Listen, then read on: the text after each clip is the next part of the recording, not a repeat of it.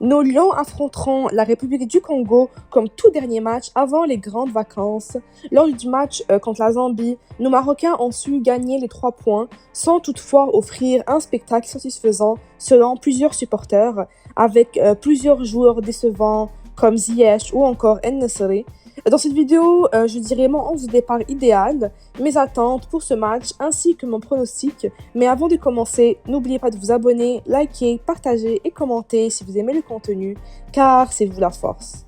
Donc, premièrement, pour mon 11 de départ, je mets dans les buts tout d'abord Bono. Malgré que lors du dernier match, avec le peu d'occasions que les Zambiens ont eu, Bono a fait l'erreur de ne pas plonger pour arrêter l'un des seuls tirs cadrés des Zambiens. Je pense quand même que Bono reste un gardien de confiance, même s'il y a des moments, il peut manquer de concentration et nous faire des choses incompréhensibles. Mais je crois en lui et je pense vraiment qu'en gardant un peu, en gardant son attention justement totale lors du match et tout, je pense qu'il pourra faire les interventions nécessaires pour ne pas encaisser de but. Pour la charnière centrale, je mets sans hésitation Chadji Riyad pour enfin le lancer avec la sélection. Je pense que c'est maintenant ou jamais qu'on peut le préparer et l'habituer à jouer avec la sélection, puisque le match sera sur une bonne pelouse, dans de très belles conditions, puisque on ne joue pas en République du Congo ou en République démocratique du Congo comme c'était de base le plan. Mais justement, on joue à Agadir et tout, donc vraiment dans de très belles et parfaites conditions. Pour Chadji Riyad, et vraiment c'est tout ce qu'il y a de mieux pour lui, pour vraiment qu'il montre ses capacités complètes et montre de quoi il est capable avec la sélection. Et à ses côtés, je mets Agred, puisque c'est notre défenseur de confiance, et malgré son dernier match où je ne l'ai pas vraiment reconnu, où il a quand même fait des petites erreurs, je pense qu'il est très important à l'équipe et que justement sa prestation lors du dernier match est sûrement due à son manque de rythme et de forme, et aussi justement dû à sa blessure. Je le mets alors sans problème en tant que titulaire et je laisse Seyss sur le banc, puisque c'était flagrant quand même au dernier match que Seyss vraiment manque de forme, il manque de vitesse, il est quand même assez lent et justement à cause de sa lenteur, à des moments on se mettait en danger et les joueurs zambiens le prenaient par surprise et justement avec la vitesse de plusieurs joueurs africains, surtout que souvent par exemple contre le Congo, ils vont vraiment jouer sur la vitesse et tout. Et si justement on met Seyss sur le terrain, si Regragui met Seyss, ils vont vraiment jouer sur ce petit point faible de sa part. Donc ça peut être impardonnable justement et faire en sorte qu'on encaisse un but comme au dernier match. Comme latéral droit, je mets encore une fois Hakimi, malgré qu'on n'a plus vraiment le Hakimi d'avant et je trouve ça vraiment dommage. Je ne pense pas qu'il y a un meilleur latéral droit que Hakimi. Et même un Hakimi à 50% de son niveau qu'on a actuellement, il n'y a pas de latéral droit actuel qui peut vraiment le remplacer. Justement actuellement il y a Chibi, mais ça je pense pas justement qu'il va prendre la place de Hakimi.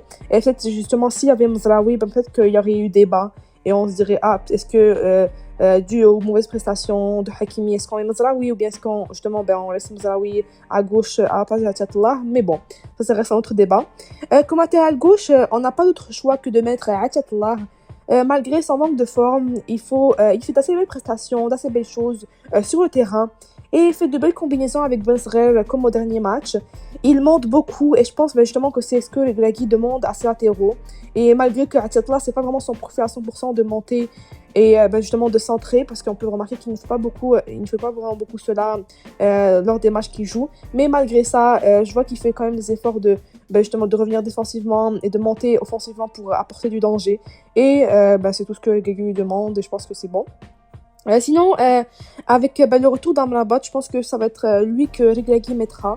Et je mettrai aussi en tant que 6, puisque je pense que malgré que l'Azdouzi justement ait fait un bon match, malgré cela, je pense que ça va être Amrabat qui va jouer quand même, puisque c'est certes, il a quand même une meilleure solidité défensive, Amrabat, mais alors dans l'autre sens, l'Azdouzi, lui, il apporte beaucoup plus offensivement et fait vraiment beaucoup plus d'aller-retour vers l'avant et vers l'arrière. Mais malgré ça, justement, Amrabat, on aura besoin de lui, surtout que justement on fait jouer Chadji Riyad et ça se peut que justement, vu qu'il est quand même assez nouveau, on va dire, en Afrique et tout, avec la sélection, et que il n'a pas 50 000 matchs d'expérience avec la sélection, donc je pense quand même qu'il faut garder, on va dire, Amrabat sur le terrain pour justement qu'il soit présent en tant que troisième défenseur central et que au cas où que l'un des défenseurs monte trop vers l'avant, justement, ou bien manque trop d'attention, Amrabat pourra le remplacer. Et à ses côtés, je pense que je mettrais Ounahi, puisque j'ai bien aimé ce qu'il a proposé au dernier match. Et il a fait un assez bon match comparé aux autres joueurs. Et je pense vraiment qu'on a besoin de sa créativité et de son apport offensif sur le terrain. Normalement, justement, Malabot, il joue tout le temps, on va dire, seul en tant que numéro 6. Mais Ounahi, je le mettrais vraiment plus pour récupérer des ballons et vraiment jouer de l'avant, jouer offensivement et apporter du danger sur la surface de réparation adverse. Donc vraiment faire du box-to-box comme il a pu le faire au dernier match. En tant que numéro 10, pourquoi pas mettre Saibari? Je pense vraiment que plusieurs le demandent, plusieurs veulent le voir en tant que titulaire sur le terrain, puisque on n'a jamais vraiment eu l'occasion de lui donner sa chance dans de bonnes conditions pour voir ce qu'il peut donner avec la sélection. Et avec le peu d'occasions qu'il a eu justement à ce jour, il a quand même montré d'assez belles choses avec la sélection. Et je suis certaine qu'il pourra montrer ses capacités, surtout après sa belle saison qu'il a fait avec le PSV Eindhoven. Donc pourquoi pas le voir en tant que numéro 10. Et vous me voyez venir, en tant qu'ailier droit, certains voudront mettre Ziyech, et c'est probablement le choix que Regragui prendra si celui-ci n'est pas blessé, parce qu'il y a des rumeurs quand même qu'il n'est pas en forme actuellement, qu'il est blessé ou n'importe. Mais bon, ça reste des rumeurs. Mais je pense que moi je veux vraiment, je vais tester justement une nouvelle chose et laisser Ziyech sur le banc pour l'instant et justement voir Brahim Diaz à droite dès le début du match, puisque je pense vraiment qu'avec son profil de joueur et surtout avec ce qu'on a vu lors du dernier match, c'est quand même un joueur qui aime dribbler et tout, et les joueurs africains jouent fort sur l'homme, et justement en étant au centre du jeu, Brahim Diaz a on va dire un peu moins l'opportunité justement de s'exprimer, et sur le côté je pense qu'il aura pleinement l'opportunité vraiment de rentrer dans la surface de réparation, de faire ses petits dribbles et de tirer de loin comme il sait le faire. Et justement on a vraiment vu qu'au dernier match, à la sortie de Ziyech, quand Brahim Diaz a basculé vers la droite, on a vraiment vu vraiment le jeu qui s'est basculé au complet. On a vu vraiment, je pense vraiment qu'il peut faire très mal à droite, et je suis certaine qu'il pourra faire de très belles combinaisons avec Ounahi et Hakimi sur l'aile. De l'autre côté, je mets sans hésitation Bensered, qui a prouvé énormément lors de ses peu de matchs joués avec la sélection. C'est un joueur splendide qui a un profil de jeu très mature et intelligent. Plusieurs joueurs du même âge et profil que lui manquent de maturité, mais on voit déjà qu'avec son jeu, dès son jeune âge, il a complètement les capacités pour prendre la place de titulaire avec le Maroc, ce qui est quand même un assez grand exploit, puisque vraiment il a actuellement 19 ans, et justement dès ses 19 ans, on peut voir que maintenant il joue en tant que titulaire. Il n'y a plus vraiment des débats de qui mettre à sa place. Vraiment là, je pense que pas mal tous les Marocains sont d'accord pour le mettre à gauche titulaire. Et en plus de ses belles prestations, il a marqué son tout premier but avec la sélection, ce que plusieurs joueurs n'ont pas réussi à faire avec plusieurs sélections. Lui au moins, dès sa deuxième sélection, il a vraiment montré qu'il pouvait être décisif. Et finalement, en tant que numéro 9, je mets El Kaabi, et j'espère que Regragui ne nous surprendra pas encore en mettant El Nosri. El Kaabi doit vraiment avoir ses chances, lui aussi, tout comme toutes les chances que El Nosri a eu. Il faut que El Kaabi ait justement le même nombre de matchs carrément. Comme ça, on pourra vraiment déduire si El Kaabi est meilleur ou s'il ne l'est pas du tout qu'El Nosri. En tant que Regragui ne lui donne pas sa chance à lui aussi, et pas juste 20 minutes en fin de match, on ne saura jamais ce qu'il vaut.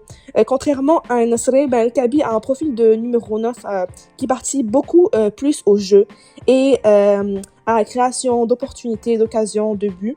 Même s'il ne marque pas ou s'il n'apporte pas, justement, même s'il n'est pas décisif forcément, il l'est indirectement, puisqu'il apporte quelque chose sur le terrain et apporte justement des buts indirectement, soit lors du match contre la Zambie à la CAN, où il a apporté un penalty de manière intelligente, ou encore le dernier match contre la Zambie, où au lieu justement de frapper le ballon venant de Brahim Diaz, alors qu'il n'était pas vraiment à la meilleure des positions pour le frapper, il a préféré laisser Bensered le frapper, et ça a fait en sorte que justement il y a eu un but et ça a porté ses fruits. Donc c'est ça, donc moi je suis assez confiante, je veux vraiment qu'on voit un El Kaabi devant, et pourquoi pas Rahimi rentrer en cours de jeu.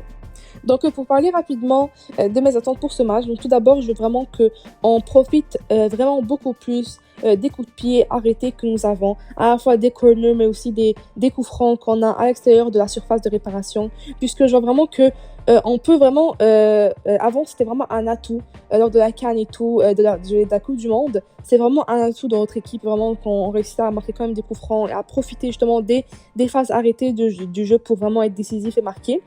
Mais j'ai remarqué que dernièrement, depuis vraiment quand même pas mal longtemps, même pendant la CAN dernière, on voyait vraiment que les coups francs étaient gaspillés, nos joueurs les envoyaient en haut du but, de la barre transversale, que c'était vraiment, parfois c'était n'importe quoi comment ils étaient tirés.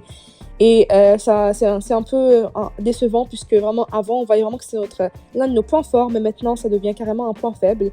Et même chose pour les coups de pied, les coups francs, les coups de pied arrêtés, que quand les joueurs, l'équipe adverse qui se procure, on voit vraiment que lors de nos phases défensives, nos défenseurs justement ont de la difficulté à vraiment contrôler, à être justement en mesure justement de marquer tous les joueurs et de ne pas vraiment se mettre en danger lors des coups de pied arrêtés que les joueurs adverses peuvent avoir. Et par exemple, lors des corners au dernier match contre la Zambie, quand Hakim n'avait pas marqué un joueur et le joueur en question a failli marquer avec sa tête, ou encore plusieurs fois lors du dernier match, par exemple, en fin de match, quand il y avait un coup franc pour nous, tous les supporters étaient en train de trembler, on avait peur que d'un coup tout se bascule et que le match finisse à 2-2, mais ce n'est pas arrivé. Mais je pense vraiment qu'il faut vraiment pratiquer ça un maximum et justement que ça devienne l'une de nos forces. Aussi, j'ai remarqué quand même nos défenses au dernier match étaient, on va dire, pas fébriles, mais juste qu'à des moments, on n'était pas complètement confiants. Et je ne sais pas si c'est parce que Agred justement manque de forme ou si c'est parce que Seyss lui aussi manque de forme, ou sûrement la combinaison de nos deux défenseurs centraux, que l'un il revient d'une blessure et l'autre ne joue pas vraiment à un haut niveau. Peut-être que ça fait en sorte que justement qu'on voit quand même une différence à l'habitude. Mais là, je suis assez confiante justement avec Chadi Riyad et Agred, et surtout si Agred justement est apte à jouer. Et en plus de ça, si Amrabat se rajoute, je pense que ça va être pour le mieux pour notre défense.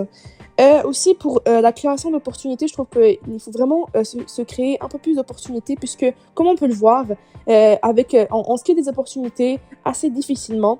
On a surtout de la misère avec les dernières passes. On arrive vraiment à se rendre dans la moitié de terrain adverse. On arrive à faire tourner le ballon, à faire des passes, à rapporter du danger, mais une fois rendu proche de la surface de réparation, soit on perd le ballon en essayant de le centrer n'importe comment, ou bien, je sais pas, ou bien un joueur essaie de dribbler un peu trop et il perd le ballon, le joueur adverse le récupère. Donc vraiment, il faut essayer de vraiment se créer plus d'opportunités de but, puisque même quand on a plusieurs, on n'arrive pas à toutes les rentrer. Ça, c'est un autre problème. Mais si il nous faut plusieurs occasions de but pour marquer, il faut s'en créer plusieurs.